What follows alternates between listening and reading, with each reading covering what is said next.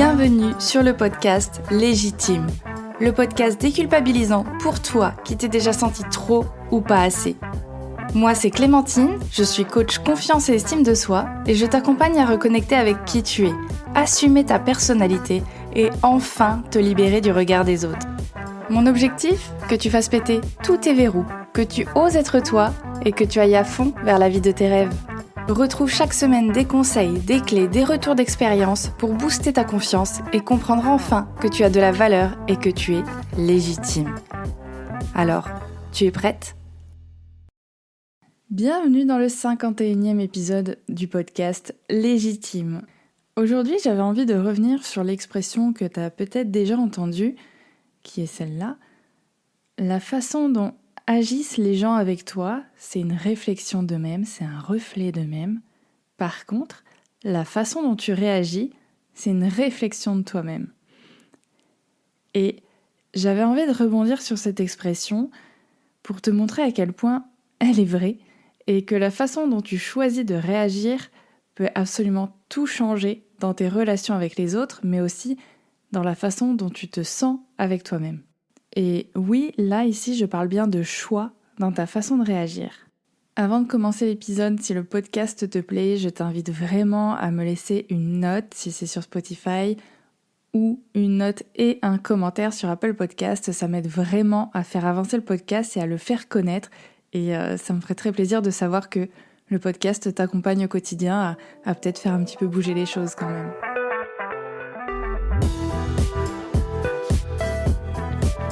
Cette idée d'épisode, elle m'est venue suite à une interaction que j'ai eue avec quelqu'un sur LinkedIn, suite à un post que j'avais publié. Le post en question, il parlait du résultat qu'avait obtenu ma cliente suite à notre coaching. Pour te donner le contexte, je disais qu'elle était passée de démotivée dans son job à « je démissionne et je me lance à mon compte ».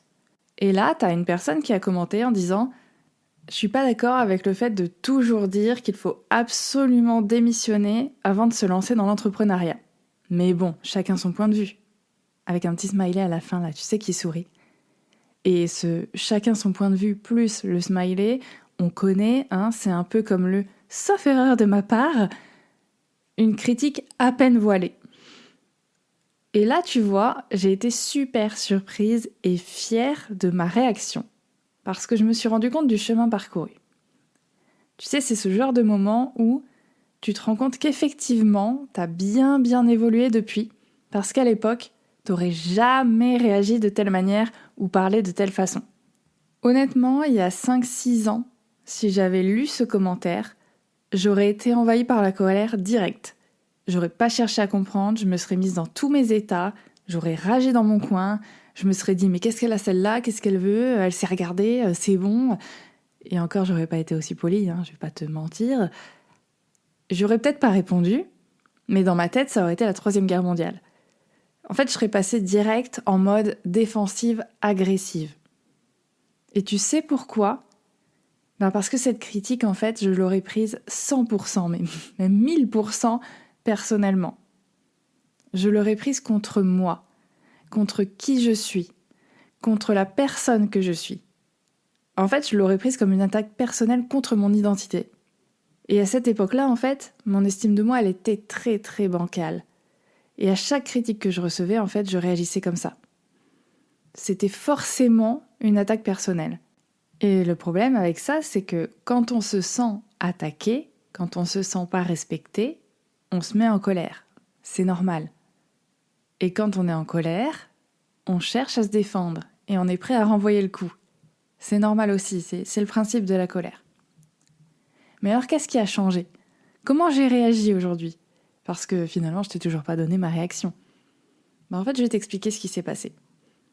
Parce que déjà, clairement, dans son message, quand on lit entre les lignes, ça supposait que les coachs avaient tendance à toujours dire à leurs coachés de démissionner pour se lancer dans l'entrepreneuriat. Donc au premier abord, j'ai été un petit peu piquée. Normal. Mais là où à l'époque, en fait, j'aurais pas pris de recul, là, je me suis demandé, mais pourquoi elle dit ça ? En fait, j'étais plus surprise de sa réponse. Pourquoi elle dit ça ? Peut-être qu'elle a mal compris mon post ? Peut-être que j'ai mal expliqué la situation parce que c'est pas ce que je voulais dire, donc il y a un truc qui est mal passé. Ou peut-être qu'elle a eu une mauvaise expérience avec les coachs. Et c'est là que la citation, elle prend son sens. Parce que j'en ai déjà parlé, mais chacun a sa propre, ce qu'on appelle carte du monde, ou ses propres bagages si tu préfères. On a nos expériences, nos croyances, nos peurs. Et donc ici, clairement, elle avait un avis sur le coaching qui n'était pas très glorieux. Ce qui a fait la différence, c'est qu'aujourd'hui, mon estime de moi, elle a fortement augmenté depuis ces dernières années. Et là où je prenais les choses personnellement avant, ici j'ai fait une chose essentielle. Je me suis dissociée du métier de coach. En fait, j'ai pris la critique telle qu'elle était réellement. La critique, elle visait le métier de coach. C'était son avis sur le métier de coach, mais pas sur moi. Parce que c'est pas parce que c'est mon métier que je suis ce métier. Et c'est pas parce qu'elle a un avis négatif qu'elle parle de moi. Elle parle juste de son expérience. Et encore, c'est même pas le métier qu'elle critique finalement. C'est les personnes qui font des dérives, les personnes qui exercent mal ce métier, les personnes qui diffusent des messages trompeurs ou des solutions miracles, comme s'il suffisait de répéter 3 affirmations par jour pour avoir confiance en soi ou pour se lancer dans l'entrepreneuriat. C'est ça qu'elle visait. Et donc en me détachant de ça, en détachant ma personnalité du métier finalement, je me suis aussi détachée de la colère. Parce que je ne me suis pas sentie attaquée. Parce que moi, je suis au clair avec pourquoi je fais les choses. Comment ? Et c'est d'ailleurs pour ça que je me suis formée au métier du coaching. C'est justement pour faire le métier dans les règles, en respectant mes clients, parce que c'est ça la relation d'aide et qu'on ne fait pas n'importe quoi.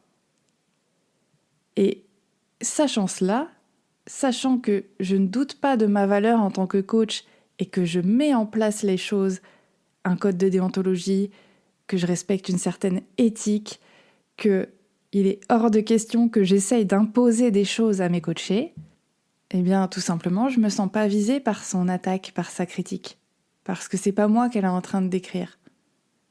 Évidemment, je dis pas que je suis infaillible et que je fais jamais d'erreur ou que je suis parfaite en tant que coach, loin de là. Il y a sûrement des moments où j'aurais pu faire mieux. Mais je sais par contre que je fais pas de promesses miracles, que je propose pas une seule solution que j'applique à tout le monde, mais plutôt que je propose des coachings personnalisés, adaptés à la personne avec qui je travaille, en fonction de ses ressources, de ses besoins, de sa problématique. Et que surtout, je n'ai pas la sagesse incarnée, je ne suis pas la sagesse incarnée, j'ai pas la science infuse, et que non, je ne sais pas mieux que mes coachés. Évidemment, j'ai un recul que mes coachés n'ont pas, c'est pour ça qu'elles viennent me voir, mais ma manière de faire, ma manière de penser ne serait pas forcément adaptée à celle de mes coachés. Donc c'est moi qui m'adapte et c'est pas l'inverse. Bref, comme derrière, j'étais pas envahie par mon émotion puisque je me sentais pas attaquée et puisque du coup j'étais pas en colère, j'ai pu choisir ma réaction. Donc j'ai pris le temps de clarifier mon poste, d'expliquer comment ma cliente elle en était arrivée là. Et que c'était uniquement en avançant dans le coaching, en travaillant sur ses peurs, sur ses doutes, qu'elle en est arrivée à l'entrepreneuriat. Parce que moi, j'avais même pas évoqué le sujet. Alors j'y ai pensé, oui, je vais pas te mentir, parce qu'il y avait des éléments, des petits indices. Mais j'ai jamais rien suggéré, jamais rien supposé, et elle en est arrivée toute seule à cette décision. Et une décision qui a été réfléchie, qui a été bien analysée et qui a été faite avec du recul, avec la mise en place d'un plan d'action. Elle savait très bien où elle allait, elle savait très bien comment le faire et elle n'a pas quitté son job du jour au lendemain sans s'assurer, un avenir derrière, quoi. Donc j'ai réexpliqué tout ça, tout ce que je viens de te dire, que le coaching, c'est absolument pas imposer des choses, donner son avis, donner des conseils, pas du tout, et que ma cliente, elle y est arrivée toute seule grâce à notre travail. Et la personne derrière, elle a compris. Elle a compris et en plus elle s'est excusée. Et elle m'a dit la phrase qui était évidente. Elle m'a dit « Je suis désolée, c'est rare de voir des coachs qui ont une telle déontologie. T'as ramassé pour tous les coachs qu'on voit sur les réseaux sociaux. Désolée. » Ce qui illustre très bien que la critique qu'elle avait commencé à me faire, C'était vraiment une réflexion de son expérience personnelle, de son avis, de ce qu'elle avait vu des coachs sur les réseaux sociaux. Et que finalement, ça parlait absolument pas de moi. Elle me connaît pas après tout, elle sait pas comment je travaille. Elle avait juste un avis général sur le coaching dû à des mauvaises expériences. Et en soi, je peux pas la blâmer parce que c'est typiquement humain de faire ça. C'est typiquement humain de généraliser. C'est même un biais de notre cerveau. C'est-à-dire qu'il a tellement besoin de trier les informations qu'il va généraliser quand il sait que, ok, tel coach, il m'a arnaqué, ou tel coach, il pense qu'à lui, il pense qu'au fric, ou que sais-je. Et ben après, tu généralises. Il se dit, la prochaine fois que je rencontre un coach, je vais me méfier parce que la dernière fois, il n'était pas fiable. Donc je comprends ça. Et je sais qu'il y a de très mauvais coachs, et je sais qu'il y en a des très bons aussi. Mais je comprends qu'on puisse avoir un avis négatif, parce qu'on voit beaucoup de choses sur les réseaux, et que, comme dans chaque métier, il y a de la dérive, mais malheureusement, là, quand on parle de métier de relation d'aide, c'est encore plus impactant. Mais c'est pour ça vraiment que j'insiste sur cette expression et sur le fait que, pour faire face aux critiques, finalement, c'est important de se rappeler et de se dire que la critique, elle vient de la carte du monde, des bagages de l'autre. Et sachant ça, tu peux déjà aller creuser, tu peux déjà aller démonter, entre guillemets, ses objections à la personne. Tu vois, là, je savais qu'elle avait un avis, ça se sentait qu'elle avait un avis un peu biaisé sur le coaching. Je savais comment la rassurer, comment lui expliquer comment moi je fonctionnais. Après, elle aurait pu ne pas me croire ou garder son avis, ça c'est autre chose. Mais tu vois que rien qu'en prenant en compte sa potentielle expérience et moi, en prenant le temps d'expliquer, en choisissant ma réaction, est-ce que je la combats, entre guillemets, est-ce que je lui rentre dedans, ou est-ce que plutôt je prends le temps de lui expliquer et de voir si la conversation peut mener à quelque chose d'intéressant? Ça a tout changé dans notre interaction. L'interaction, elle a été calme, et pour le coup, elle a été très riche en informations. Et elle, je sais pas si elle va changer d'avis sur les coachs, c'est pas en 2-3 commentaires que tout va être révolutionné, mais en tout cas, peut-être que son esprit se sera rouvert un petit peu, et que la prochaine fois, elle sera peut-être pas aussi piquante ou qu'elle comprendra le poste différemment. La deuxième chose, du coup, pour faire face aux critiques, à laquelle tu vas devoir faire attention, c'est que si tu te sens vraiment touché par ce qui est dit, il va falloir travailler sur ton estime de toi.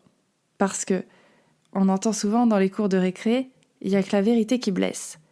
Et c'est pas faux, parce que si tu te prends une critique dans la face sur quelque chose que tu trouves totalement injustifié, ou au contraire, t'es plutôt fier de toi. Par exemple, on critique tes yeux, t'as les yeux bleus, on dit « Ouais, tes yeux, ils sont dégueulasses ». Et si toi, tu les aimes, tes yeux bleus, généralement, tu vas pas trop être touché par ce commentaire. Tu vas dire « Oui, écoute, je m'en fous, moi je les adore, mes yeux, donc j'en ai rien à foutre de ce que tu me dis ». Désolée pour le gros mot, mais c'est un peu ça, on va pas se mentir. Par contre, si t'es complexé par quelque chose, par exemple ton nez, et que quelqu'un te dit « Eh Cyrano, ça va bien ?» Là, il est possible que tu le prennes mal et que tu te sentes attaqué et que tu le prennes personnellement. Parce que c'est pas que c'est vrai, c'est pas que ton nez il est moche ou trop gros, machin. C'est pas une question de vérité absolue. C'est juste que toi, au fond de toi,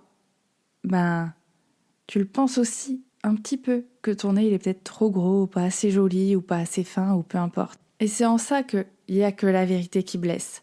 C'est que si toi tu y crois un petit peu, si pour toi c'est un petit peu vrai quand même, que t'es trop comme ci, ou trop comme ça, ou pas assez comme ci, ou pas assez comme ça, eh bien oui, tu vas être blessé, parce que tu vas avoir l'impression qu'on vient te confirmer qu'effectivement, t'es trop comme ci ou pas assez comme ça. Donc là, si je reprends mon exemple personnel, si j'ai réussi à me détacher, si j'ai réussi à ne pas me sentir attaquée, c'est tout simplement parce que mon estime est suffisamment haute et je suis consciente de ma valeur, de ce que moi je propose en tant que coach, pour ne pas me sentir visée par une attaque qui dirait que les coachs ne sont que des fraudes. C'est pour ça que c'est super important de travailler sur ton estime de toi, sur ton image de toi, pour pas te laisser impacter par la moindre remarque, par la moindre critique. d'une personne qui ne parle finalement que d'elle. C'est pour ça que c'est important, pour que tu sois capable de garder conscience de ta valeur quoi qu'il arrive.